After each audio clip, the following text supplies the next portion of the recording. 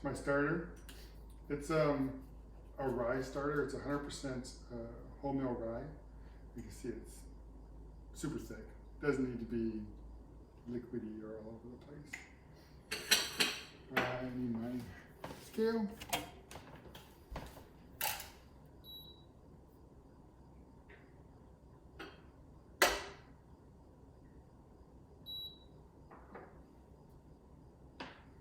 Zero out my scale.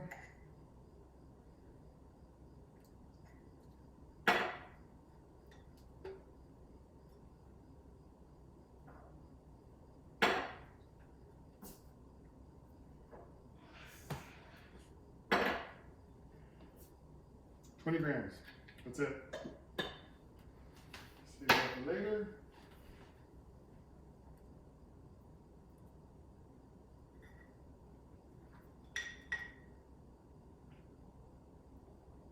Okay. Zero it out again. What sort of water are you using? This is just tap water, but I put it in here and let it sit overnight or so that the chlorine that's in it can evaporate and it'll just be clean water. Or you can just use bottled water. You don't want to use a high chlorine water, otherwise it'll kill your bacteria and yeast that's in your starter. So 150 grams of water.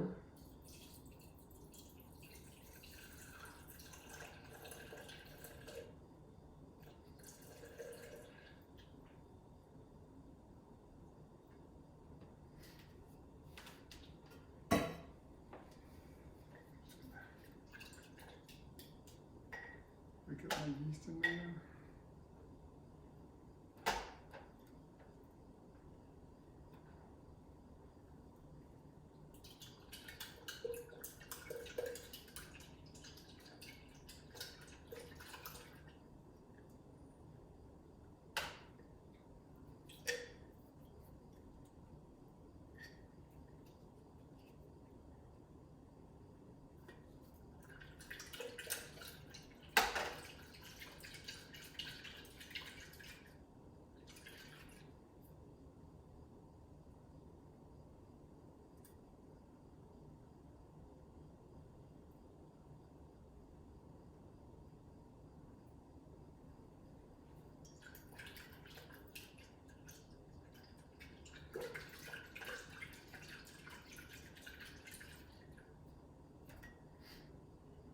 Stir that out.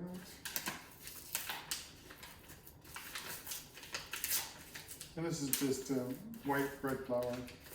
It's not self-rising, it's just, it's bread because it has a higher protein count, 12.7. And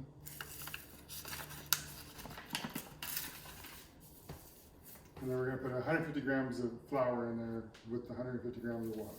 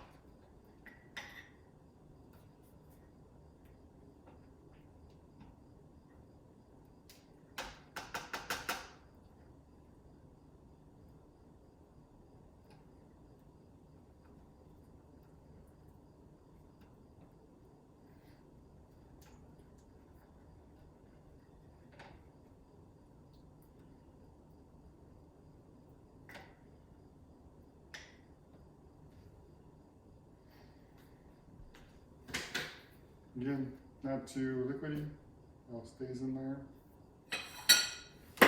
Just a rub band off this. Put this in the refrigerator.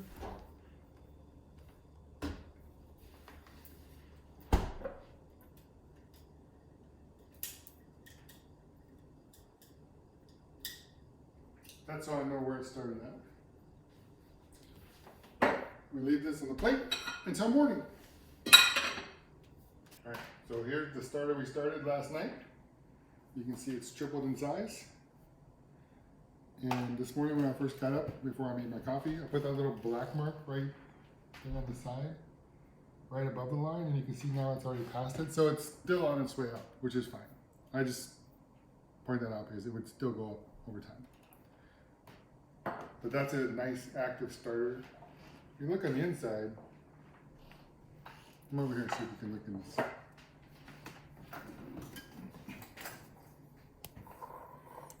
So you can see if I pull on it, it's nice and elastic. It's got a lot of bubbles in there. See the bubbles? Yeah. Okay.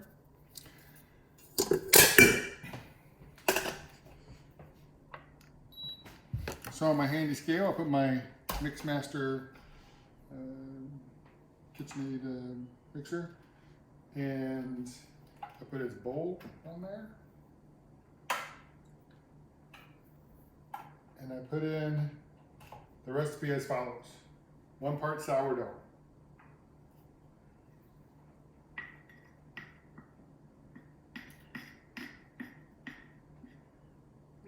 So are you using everything that's in that container? Yep.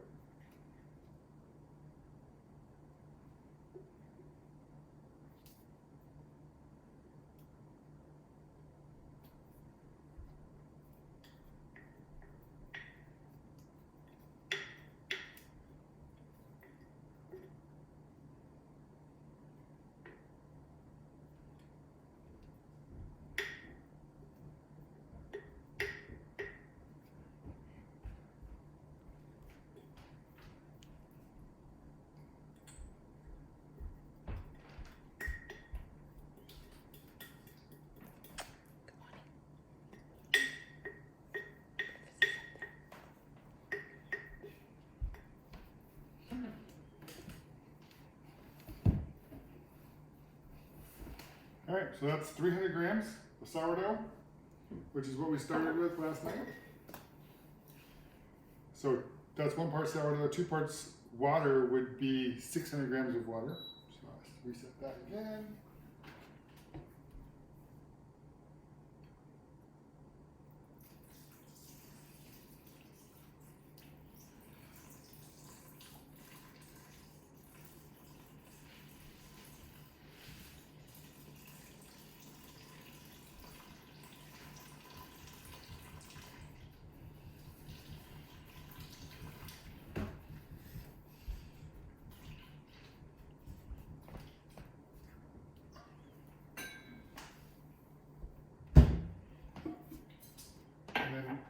I put in some honey. You won't taste the honey in the bread because the lactobacillus that creates the soury taste in sourdough, and the yeast will both eat this over the next couple hours. So you won't taste it, but it'll help them grow, get a little boost out of them. And I just put like 20 grams maybe.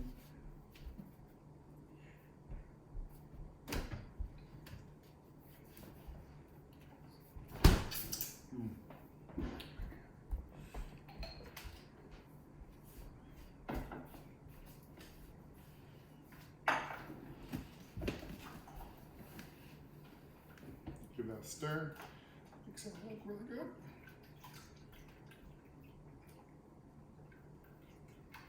good. Look what's inside. Just like milky. Kind of sticks to your spoon. The sourdough starts to break up into the water.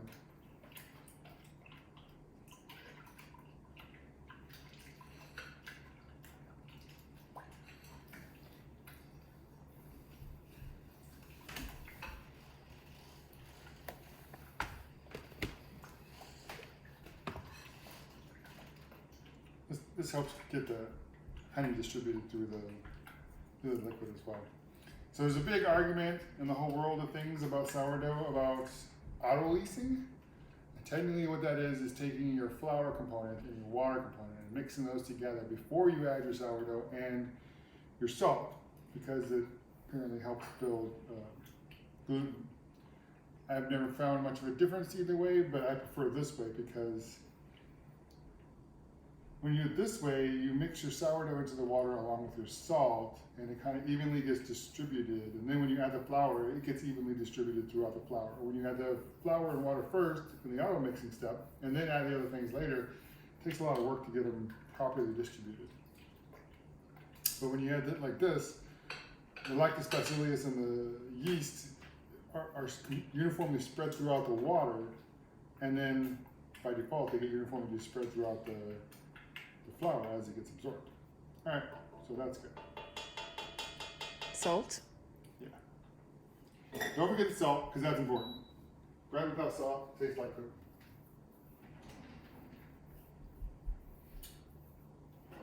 Like good sea salt. And since this recipe is calling for the 3 parts of flour, we started off with 200 grams. So it's,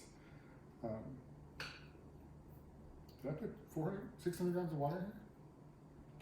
You had 300. 3, 6, so 900 grams of flour is where we're going to be at. So 2 times 9 is 18 grams of salt.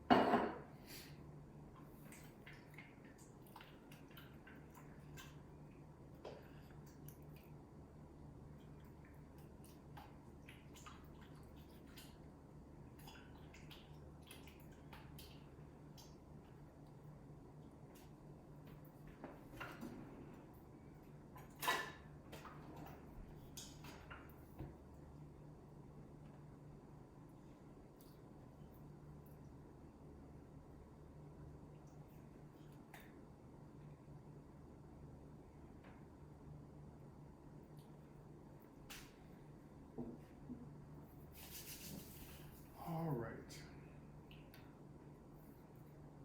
Throw that out. And then flour. This is just in America, this is, you can just buy this one. It's a really good white bread flour. I don't know if you can get that over there, but I've seen some people mention some good ones in Australia. I'll see what they're using. But it comes in the 2.2 kilo size.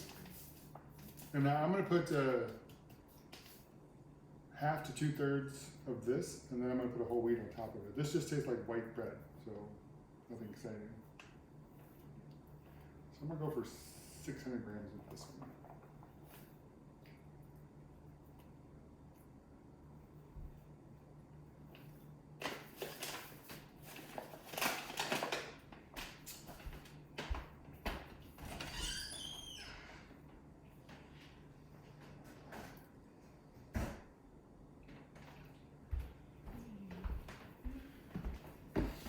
So this is the other flour that I'm going to put with it. It's a whole wheat flour. It's grown in America, but maybe I'll get over there. It's actually an heirloom. I think it's an heirloom grain. Maybe not this one. But it has it's a whole wheat flour, and it has a really, really nutty flavor to it that's quite enjoyable. But if I made it with just this, it'd be a super dense loaf.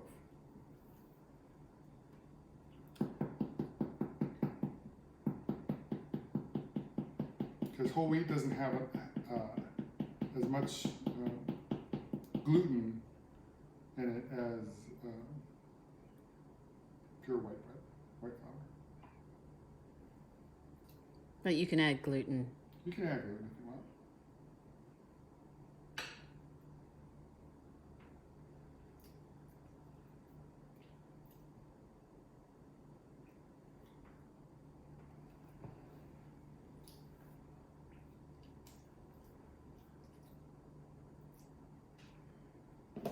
So it's our 900 grams of flour.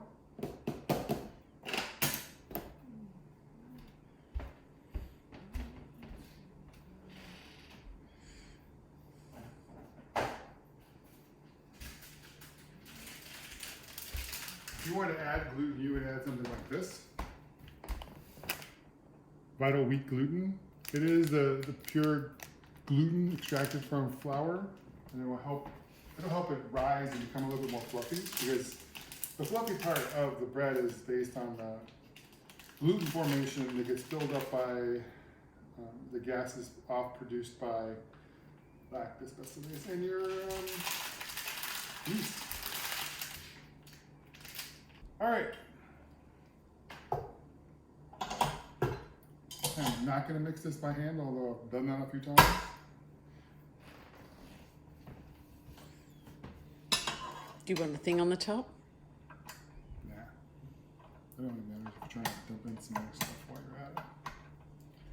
Okay.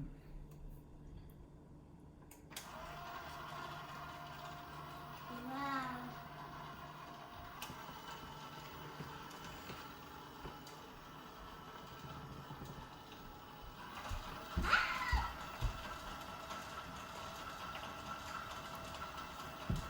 What's the name? It's banana.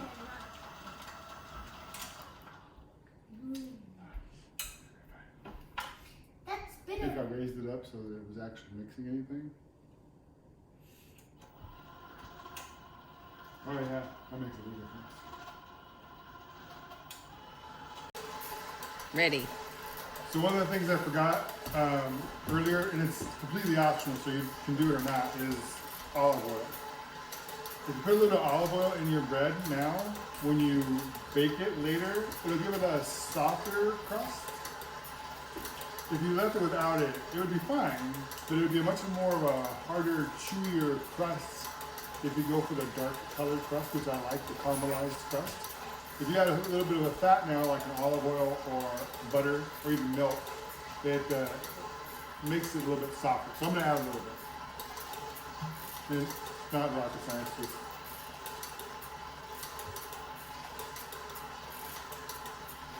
okay.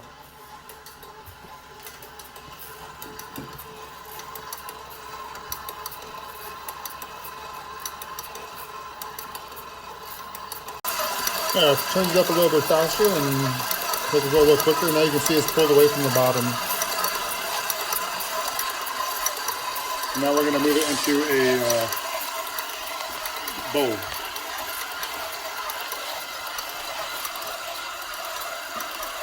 Put a little olive oil in there.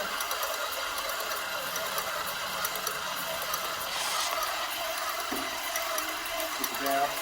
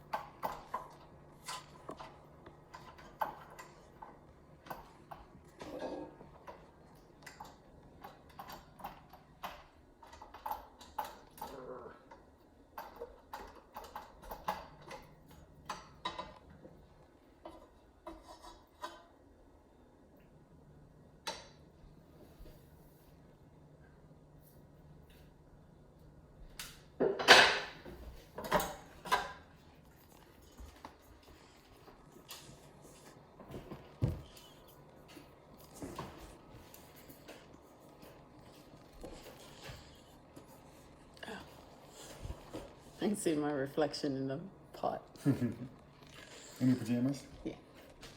All right. So I just let it sit like that for 20 minutes, and then I'll come back to it. And I fold it twice before putting it away for its long bulk. So 20 minutes. So it's been 20 minutes or an hour, depending on how you count. Now I'm just going to pick it up and do a couple folds in the bowl. So I pick it up. See how that gluten there? Now turn it sideways and lay it down.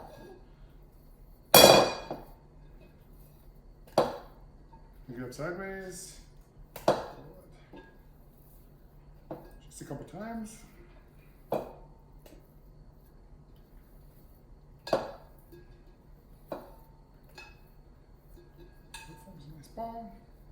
that.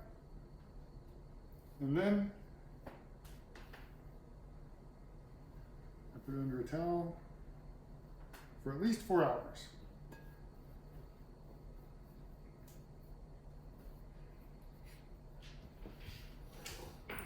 All right, so it's doubled in size from where we started. See it? Mhm. It's been about 5.5 hours, almost 6. It's about where we want it to be. So I'm gonna preheat the oven to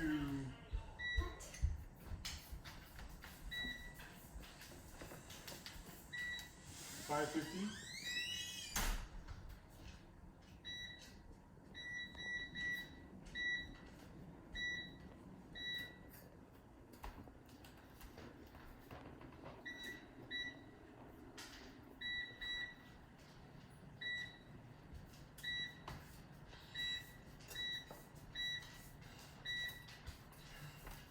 And then I'm going to put my cast irons in there with the lids slightly ajar.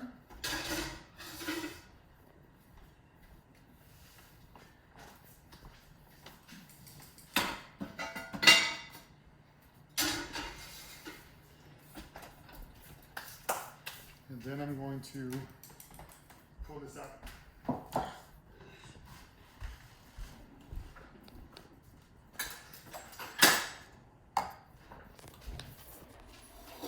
Onto a floury surface.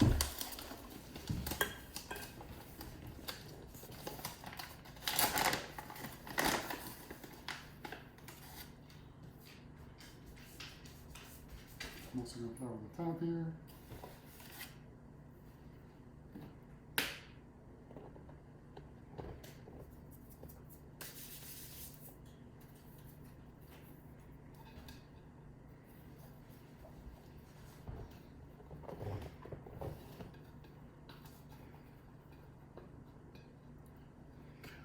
Out. I'm going to split it into 2 loaves.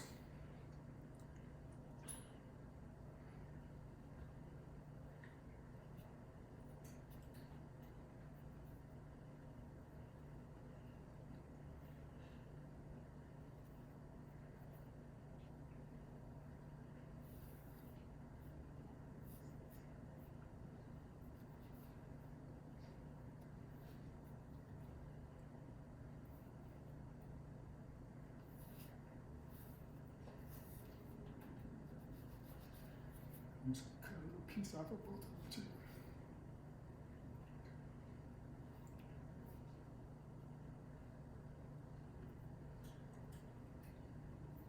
What's that for? That's for my English muffin. For me.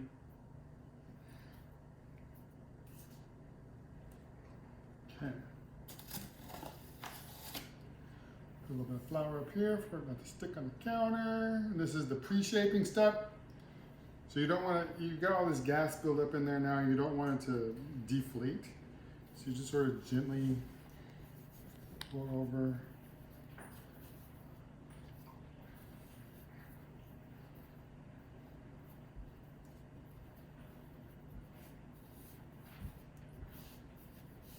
And you just kind of cup it. And this maneuver is actually, you're pushing it in to create a tighter tension on the top. From both sides. Make a nice little ball and set right there. And this one,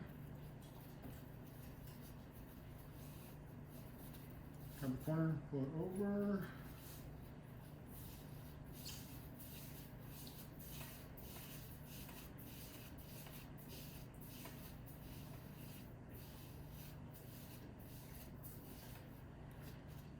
Done. We'll let those sit for about 15 minutes and then relax the gluten again, and then we'll come back and do the final shape and then into the oven.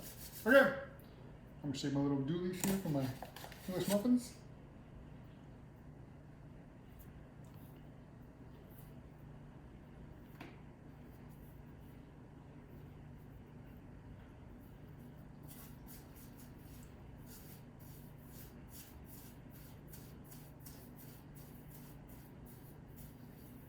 Same procedure, just a smaller muffin.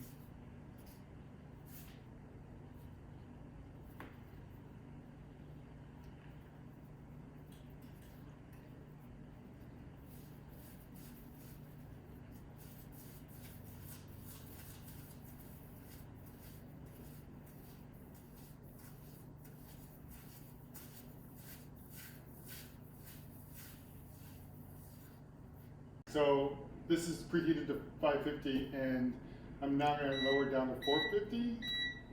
And the only reason I bring it up to 550 is so that I can get my cast irons up past 450. So now they are, and I'm just going to let that sit there for a minute. I'll come over here. I'm going to do my little mini muffins first, since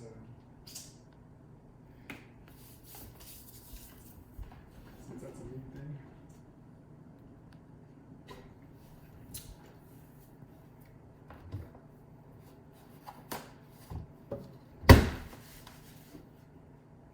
What do you guys call these in Australia?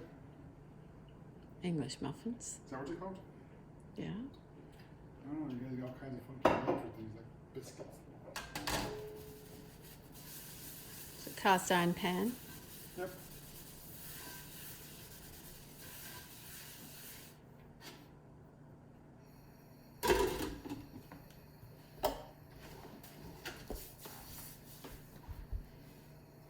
I like these little jars. They're cute because they have a seal and you can rotate them to two different levels of. What's in it? This is cornmeal. For my English muffin.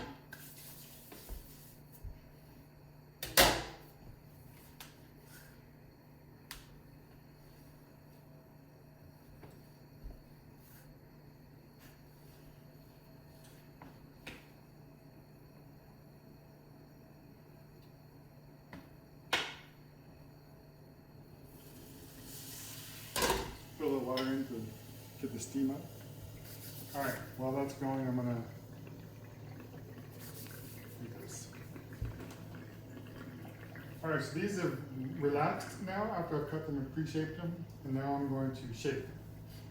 So I'm gonna make two different types. One's a bowl, the other one's a batard. So this one will be the bowl. And again, I'm just gonna try to gently lay it out. Oh, I need some.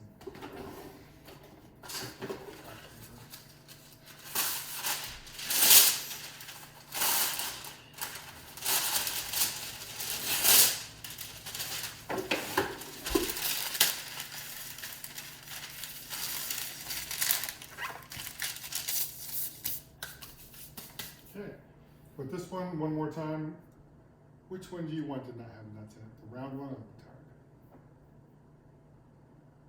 The round one can have nuts in it. The round one can have nuts in it. All right, so I'm gonna stretch this one out. Gently. Some nuts in it. Pecans. You guys got pecans down there, right? Pecans. Pecans.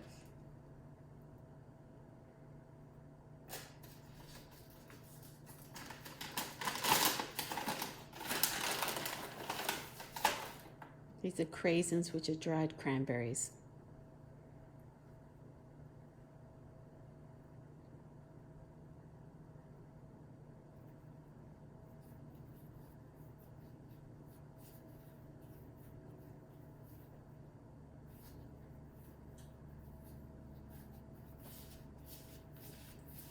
The batard is just the same as before.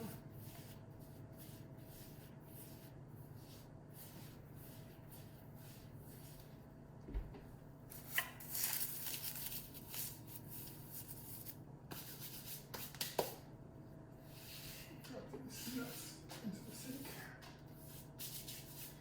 I'm gonna move that because that counter's hot.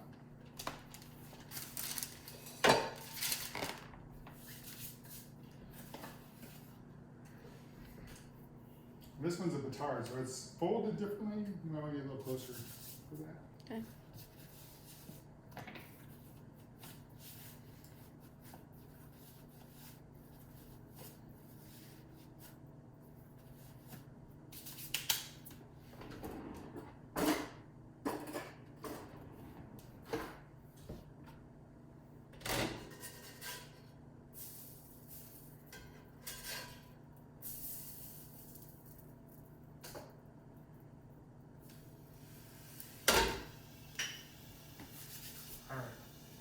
Ready? Mm-hmm. So you take this one, you kind of fold it like an envelope. But like a triangle envelope. So, like that. That with the triangle, with a little bit of this end still out because that's sticky right now. So roll over, fold, push, fold, push, fold, push, fold, push, fold it over one more time. And the batar.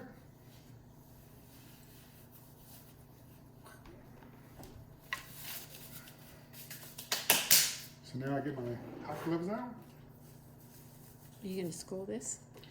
I am going to score them. Right Okay. before I put them in. Fancy patterns? No, you can't do fancy patterns when they're still warm. You gotta refrigerate them to get fancy patterns. The score doesn't come out so well when they're still warm. You gotta refrigerate them to get that too. Ideally, they expand at this cut point.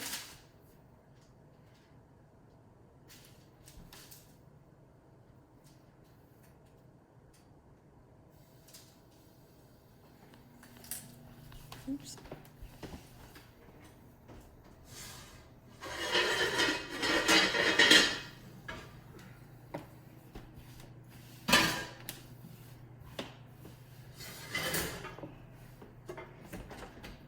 Okay. So you drop this into there. Nice scorching hot pan. Keeps it. I'll explain that in a minute. I put 2 ice cubes. And if you get really close and listen, you can hear that. Can you hear it? Hear the steam? That steam from the ice cubes helps the oven spring. 2.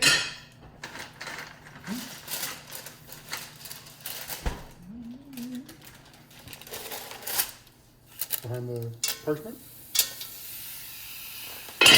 Okay, open that up. All right, and now we set the timer of 30 minutes. All right, so hot Dutch oven, once the bread's already kind of put into its final position and you put it into the oven, over time, because the dough will relax and fall, and you don't want that. So the hot Dutch oven kind of sets the outer crust, even though the interior is still doughy, and it will expand ideally through that crack that we put in it with the scoring. If it was a cold Dutch oven, by the time that it got up to heat and started to solidify the outside of the bread, it will have gotten flat and end up with a very puckish looking piece of bread. So there you go. Okay, 30-minute mark is up. Now we're going to take the lids off and lower it down to 400 degrees.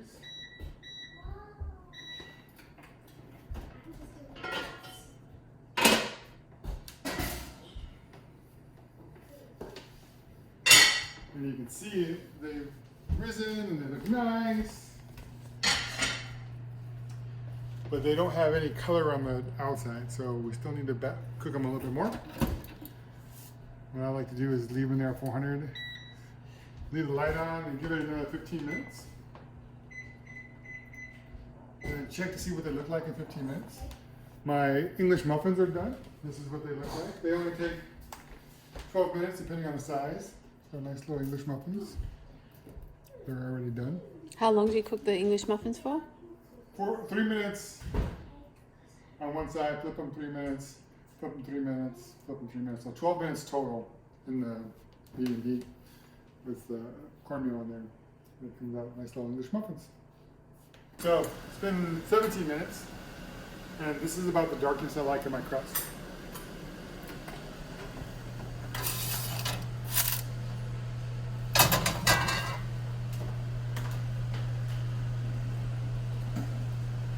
All right, get them out of there.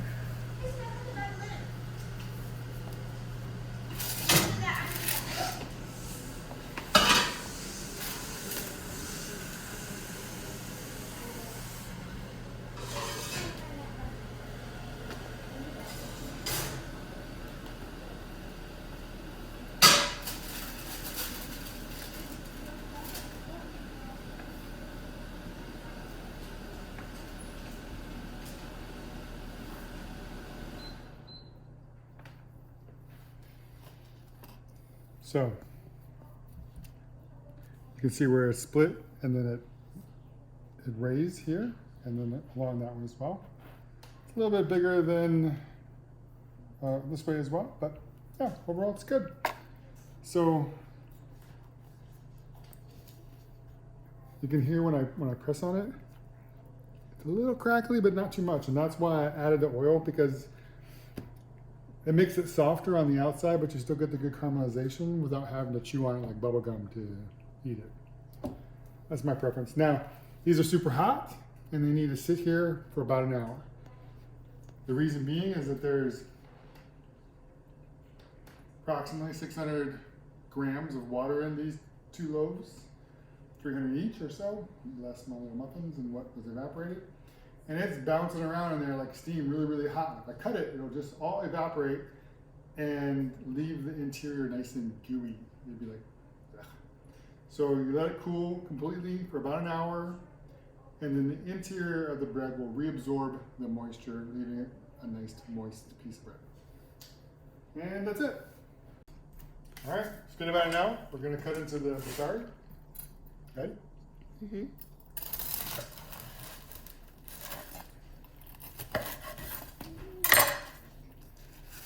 Beautiful. Lovely. All right, so we'll just And cut the other one? no, leave it whole so that it'll stay together until somebody's actually gonna eat it. Okay. That's it. That's it. All right. Enjoy. BLTs. So these are my English muffins. I made these this morning. It's the same bread recipe that I did the other day, but they're made in the smaller pieces and then cooked in the cast iron pan, which I showed the other day. These are larger, so the total amount of this was 300 grams of flour, 200 grams of water, 100 grams of starter, sourdough starter, and a little bit of salt, a little bit of oil. This is the breakfast I'm making for my lovely wife on our anniversary. Happy anniversary. Eggs Benedict, the favorite. So I'm going to poach the egg. This is a 3/4 pan. You fill it halfway up. Hot water.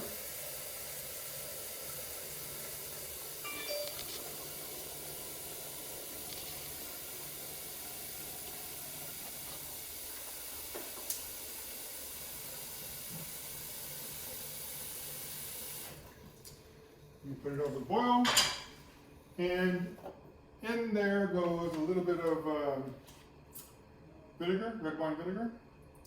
Do you use red wine or any vinegar? Any other would do. I like the taste that the red wine vinegar brings to it. This really doesn't do a lot, so we add a little flavor and coagulate the outside of the white, but it doesn't really hold it together. That's a myth. And then a little bit of salt. And then boil it. So the secret to a good poached egg is fresh eggs. These I got from the farmer's market exactly a week ago, so it's on the older age, but you want to find an egg where the white is still intact. That's the protein that wraps the yolk. And once that protein starts to break down, there's no saving it. So pick fresh eggs. So I'm gonna just pull a couple of these out, and you can tell they're fresh because when you crack it, the white will kind of want to stay with the yolk, so you might want to get a good view of this.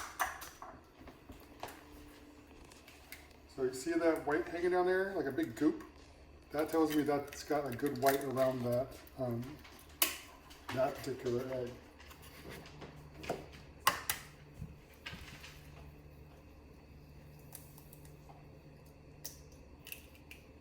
Same with this one, see the goop? Mm-hmm. And also, as you're cracking them, if you look in here now, take a close look. You can see the white as it surrounds the yolk and they press against the two. You see it? The white there. So that you know it's a good egg, a good white around the egg. Ooh. That's another good one. See, you can start to see the distinct areas of the egg. And another good one. So that'll be 4 good eggs. We'll poach all of those together. You can really kind of see the separation of the whites now as the individual pieces in there.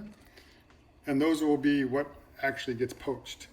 If you don't have that, you're not going to get it no matter what you do to the water or how you cook it. So Now we'll look at the hollandaise sauce. The hollandaise sauce actually has eggs as well, but since these are my fresh eggs and they're still pretty good, I'll get some old eggs.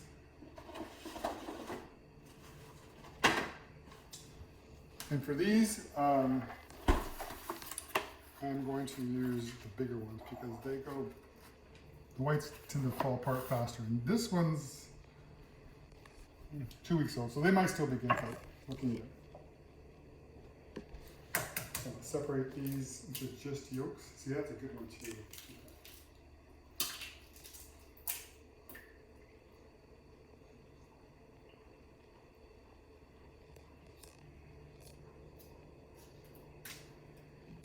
Jar. Oh! I need 2 egg yolks in there. Another good one.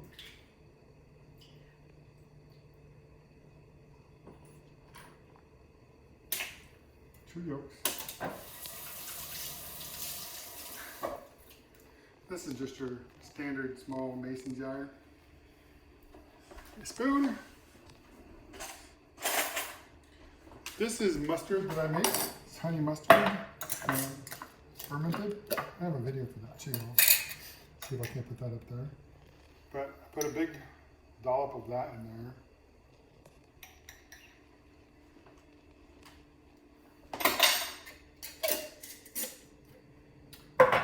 Some smoked paprika. Some pepper. Not smoked paprika. Not paprika. Cayenne pepper.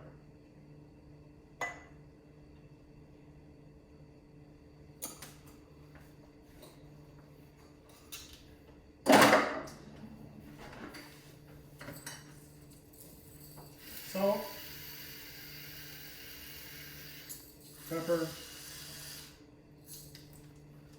And then lemon juice, but I am going to put that in right as I start to blend it. So to make the hollandaise sauce, you need butter because it's basically butter. And you need a full stick. And so this is our butters, and they come in half sticks. So this is 4 tablespoons. And I've already got one melting in here. So just 4 tablespoons? Yep. So it's just a liquid now. And you want to get that really, really, really hot. Now I know there's all kinds of ways to make hollandaise with the super slow method where you cook it over things slowly, adding sugar. But I don't make mine that way. I make it this way, and they taste identical because they are the exact same ingredients.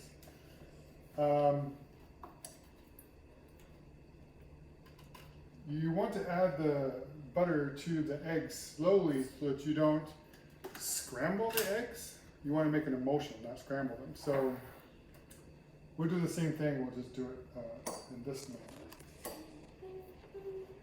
And the lemon, if I put that in now while I'm waiting for this to heat up, the lemon will start to cook the eggs with the acid instead of the heat. So we'll wait till the end.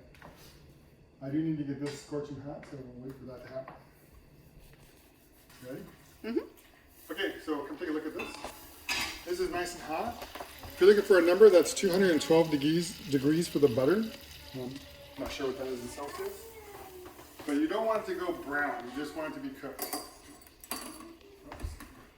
Put that in there for a second. Add my lemon juice now. Ideally you want a fresh lemon, but we ate those, so.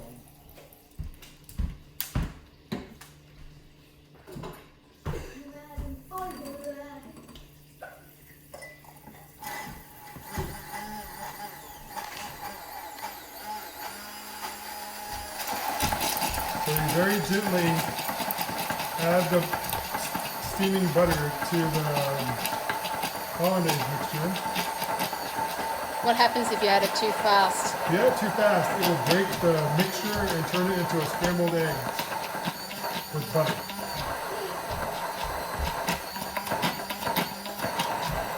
Once you get to about this point, you can kind of go a little faster with the rest of it.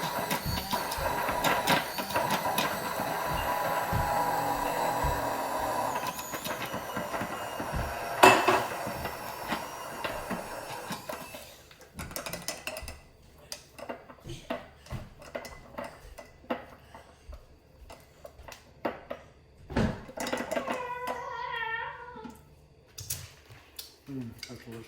Good. Fabulous. So it's done. And you want it to sit there for the time that the eggs poach so that it's less hot. So now I have my water running over here. And I'm going to stick my eggs in. Come take it. It's at a roiling boil. On my oven, that's past the M. I'm going to turn it down to below the M, which will take the boil out of it. Then I'm going to stir it. Get a little vortexy like action going in there. And then I'm just going to drop all 4 eggs in at one time. Then I'm going to put it down to simmer. And put the timer on for 4 minutes. Okay, ready. Okay, so my 4 minutes are up. I'm going to take the pan off the oven. So that's exactly 4 minutes, but these may not actually be done yet, but if they're not, we can just let it sit there until it is. You can see all this white that's up at the top, and that's just the pieces of the yolk that's not fully done. That's a nice looking egg right there. It's done. So I'm gonna set that right on yours. Use a slotted spoon so that it stays, it drips the water out from underneath. And then ideally you want to use your peppers to kind of make a bed for it so it doesn't slide. And then you can use your spoon to clean up the egg. Like shaking it a little bit. I'm gonna have 2.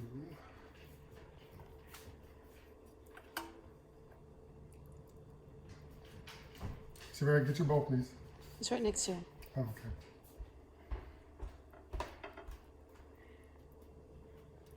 So you just want it on a plate, Savannah? That's it? Yeah. You sure? Yes. Okay. There you go. All right, that's done.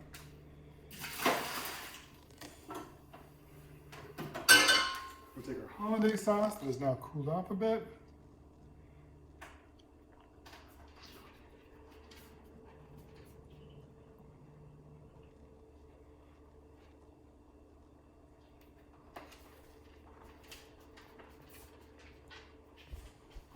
Well, No.